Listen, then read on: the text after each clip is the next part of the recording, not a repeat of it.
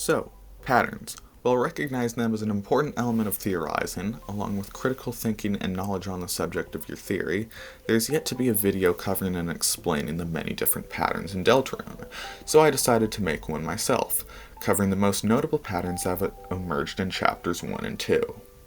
However, before we start, I'd like to humbly ask you to like this video, as people like you giving engagement helps grow the reach of small channels like mine to wider audiences.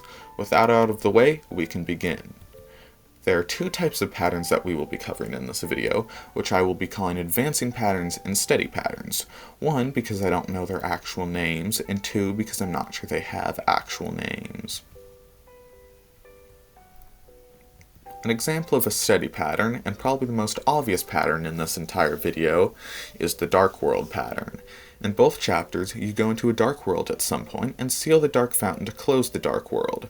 This seems to be the formula Toby is setting up for future chapters, and out of all of the patterns in this video, this is the one that I feel the most confident in, to the point that I would bet my life savings on it. As for an example of an advancing pattern, I'd like to take a look at the soul modes used in the secret boss fights against Jevil and Spamton Neo. In the Jevil fight, you use the standard red soul mode, while the Spamton fight uses the yellow soul mode. The way I see this going, soul modes in future chapters will follow the reverse order of the souls fought in the Undertale Omega Flowey fight, with the chapter 3 secret boss using the green soul. As you probably know, Chris rips out their soul at the end of every chapter. While most people think of this as a steady pattern, an important detail is that Chris rips out their soul once in chapter 1 and twice in chapter 2. If this ends up being an advancing pattern, Chris would rip their soul out more and more in each chapter, which could tie to us losing control of them more and more as the game progresses. If you decide to explore town before heading home, you may find a couple of side quests tied with monsters in hometown. In Chapter 1, heading to the ghost house and interacting with the door lets you talk to a ghost implied to be Mettaton's Deltarune counterpart. Going in there in Chapter 2 and asking to speak with someone else will let you talk to Mettaton again, where they will ask for you to bring something entertaining the next day.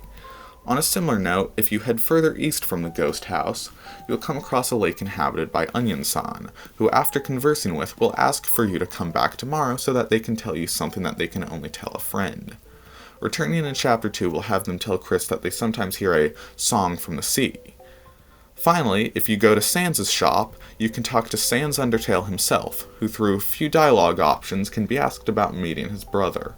Return in Chapter 2, and he will tell you that it will have to wait, possibly until Asriel comes home. I believe that these side quests will go on for a few more chapters, possibly only concluding right before the Roaring in Chapter 6 or 7, or in the post-game, if there is one. Finally, I would like to cover several smaller patterns before the end of the video.